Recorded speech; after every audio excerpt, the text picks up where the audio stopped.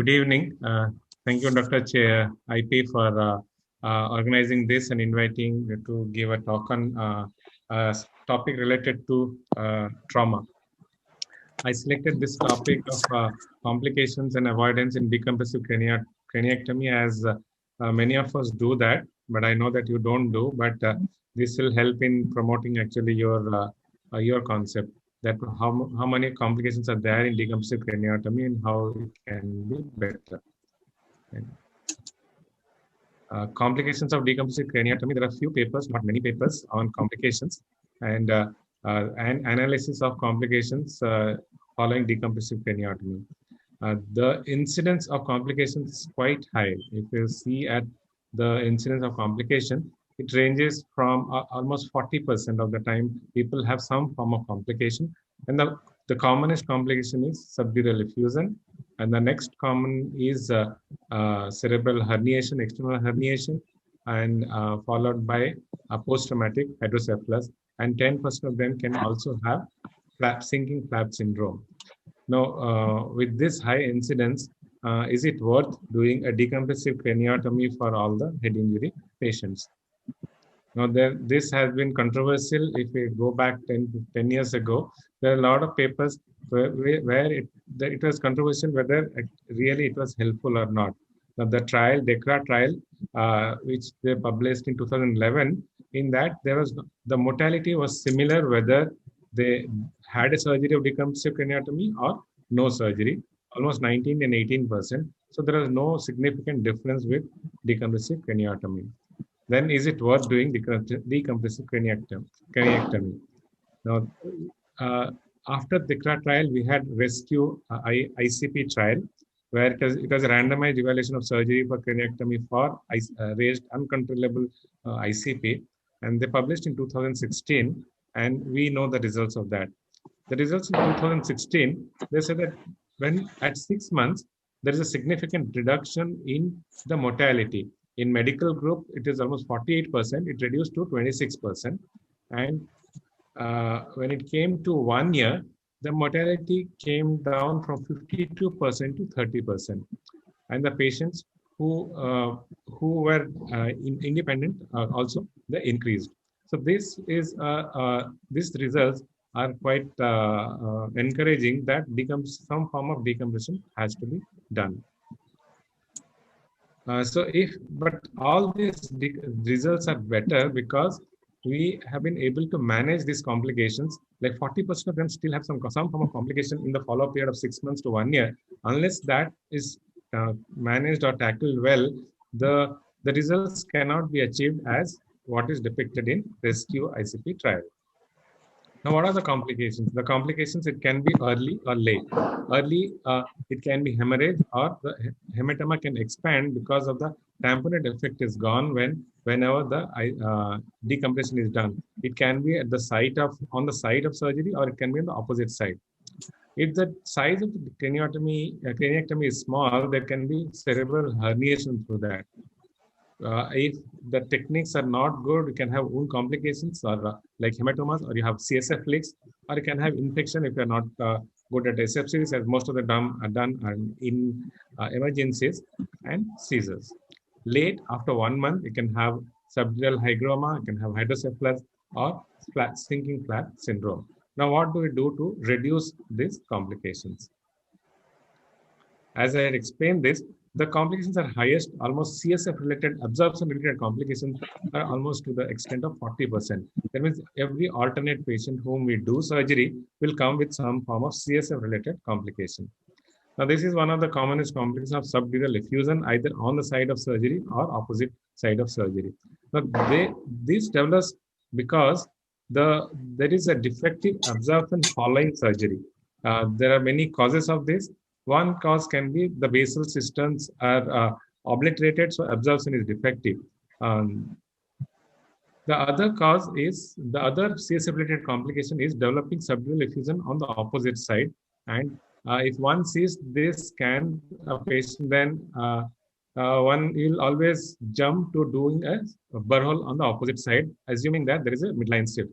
And one can see here that not only there is subdural effusion on the opposite side, but there is an interhemispheric subdural effusion also.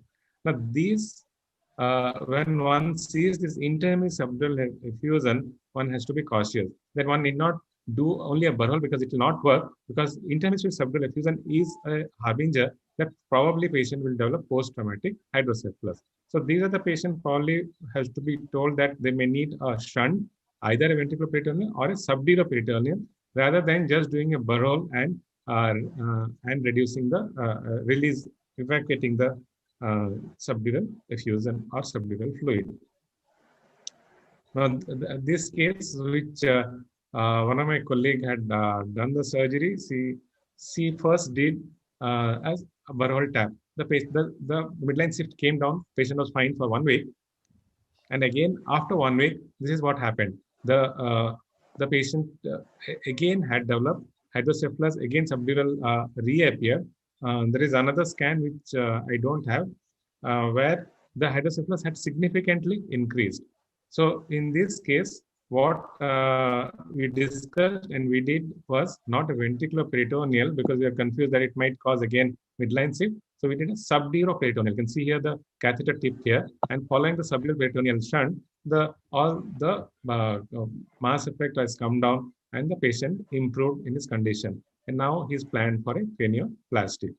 So the development of interhemispheric effusion, subdural effusion, and hydrocephalus is a continuum process. They are not separate.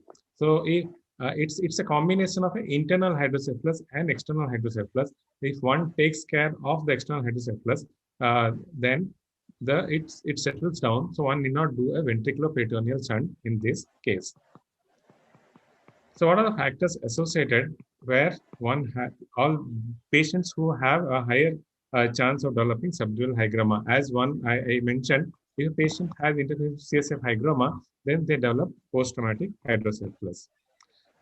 Now, you can also have pure internal hydrocephalus, like this patient, decompensating craniotomy was done on the right side, and he had a communicating hydrocephalus, or this patient who had a bilateral frontal decompensating craniotomy again developed hydrocephalus.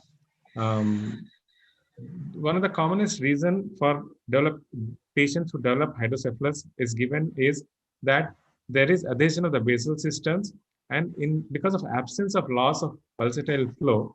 And the other reason is if the craniotomy is adjacent to the midline, that damages the arachnoid granulation. That impairs the CSF drainage into the serial sinus, and that is why they develop hydrocephalus. So one of the precautions is recommended that whenever one does a craniectomy, one should be away 2.5 centimeters away from midline, so that one saves the arachnoid granulation, so the patients do not develop hydrocephalus or CSF absorptive defect. If you compare children and adults, children are more prone for post-traumatic hydrocephalus. That's because they have lack of cerebral atrophy and they have a higher compliance of brain tissue. So if we compare the children who underwent decompensating craniotomy, they had a higher incidence of hydrocephalus, and 40% of them needed a ventriculoperitoneal shunt as compared to adults. But then before jumping to do a shunt, one has to be careful. One should always do a contrast scan to rule out infections. In this case, when it did a contrast scan, all the ependymoma was enhancing, and it turned out to be that this patient, the hydrocephalus was due to ventriculitis and infection. So it's always better to do a contrast CT and confirm that it's not infection-related hydrocephalus, and then plan a shunt, a subdural peritoneal shunt, or any procedure.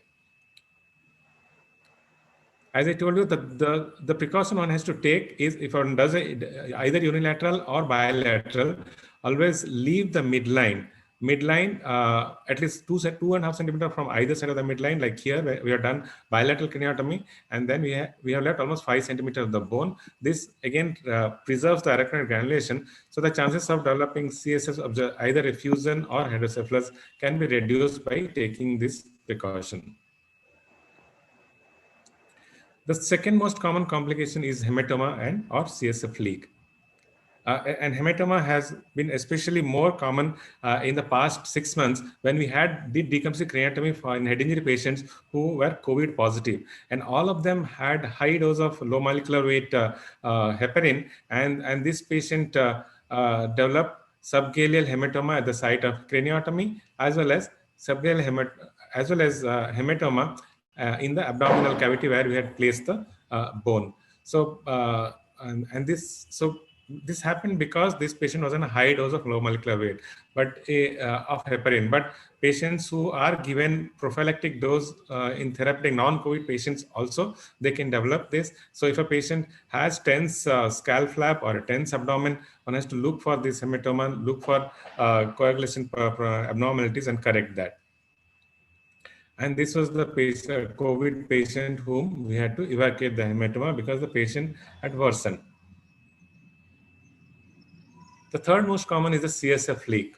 The CSF leak usually happens at this junction of the frontotemporal craniotomy, the question mark. There are two steps one has to be careful. One should not go 5 centimeter behind the pinna when making a large flap. As we make a large flap, if it's more than 5 centimeter, and if one is not very cautious in preserving the superficial temporal artery, then they can have ischemia and necrosis, and there can be wound healing problem and CSF leak.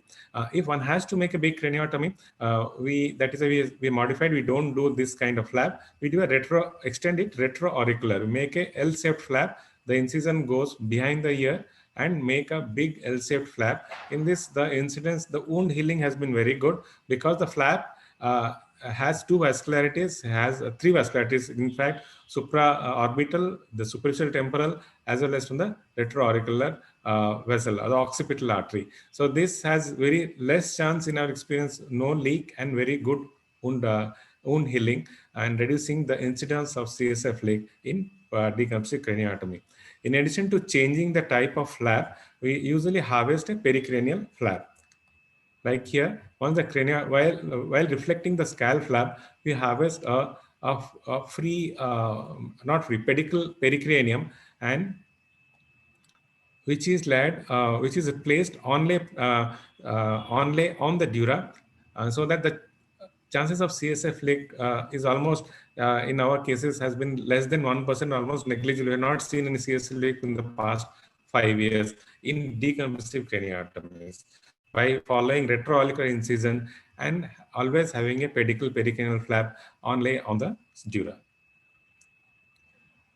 The fourth commonest cause of complication is external cerebral herniation if the craniotomy is small. The minimum size, if it's inadequate size, then the veins surrounding the craniotomy site get compressed, and then that causes necrosis, and they again herniate. That causes increase in edema, and then they herniate through that. To reduce this external cerebral herniation, one has to have an adequate craniotomy. The recommended size is at least 12 by 15 centimeter. Ideal will be 15 into 15 centimeter. As if one does not do this, one does not actually do the adequate decompression to reduce the ICP. If one does a 12 centimeter or more, then one adds almost 86 ml of more volume. But if one does less than 8 centimeter, it only adds 23 ml of volume, additional volume, which is not effective in reducing the ICP. So adequate size of the craniotomy reduces the complications of cerebral herniation. The next most common is sinking flap syndrome, which comes later after 1 month or 2 months.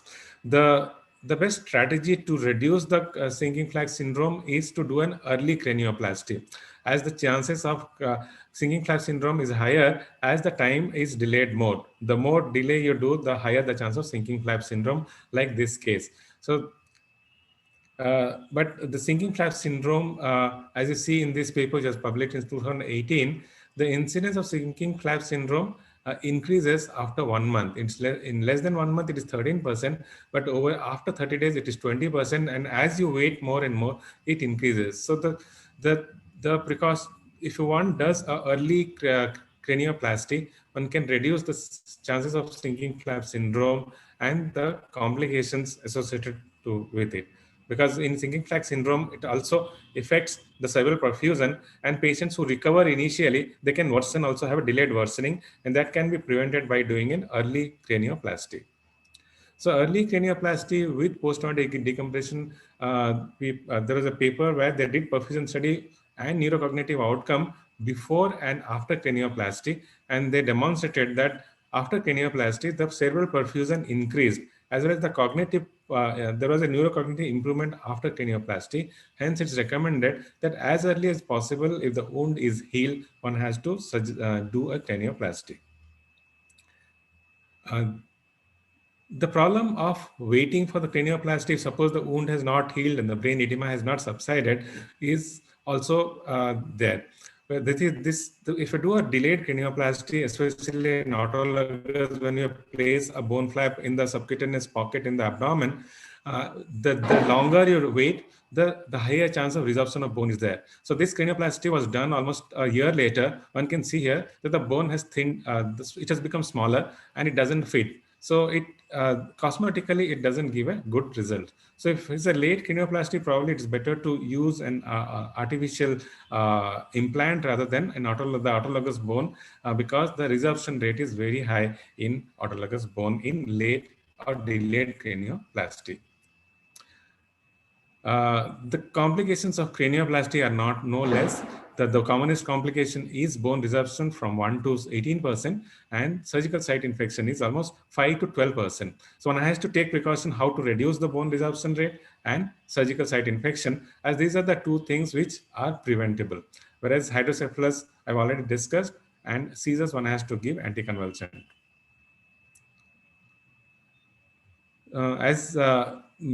To prevent resorption bone, if it's an autologous, we usually place in the abdominal fat, we do an early cranioplasty, as you can see here. So there is a good cosmetic correction when you do an early cranioplasty with autologous bone. But if it's a late cranioplasty, it's always better to do a fabricated 3D printed titanium mesh, and that gives a good result than doing an autologous bone graft. Once you're having a titanium mesh and autologous, because cranioplasty titanium is quite expensive. Almost it's in India it works out almost $2,000, and this autologous is almost free. So one has to be careful in deciding delayed cranioplasty, because it's quite expensive for the patient. The common myth is that when you use a foreign material, that the chances of infection probably will be higher, and in autologous the infection will be less. But then, contrary to the papers published, it's not true. The complication rate, when this is a paper which came in 2016, they compared whether if you used autologous bone graft, which was stored in minus 20 degrees, and subcutaneous pocket, which is better. The autologous bone graft stored outside and stored inside. In this paper, they said that there is not significant difference between freeze-dried bone graft with a bone which is placed in the subcutaneous plate.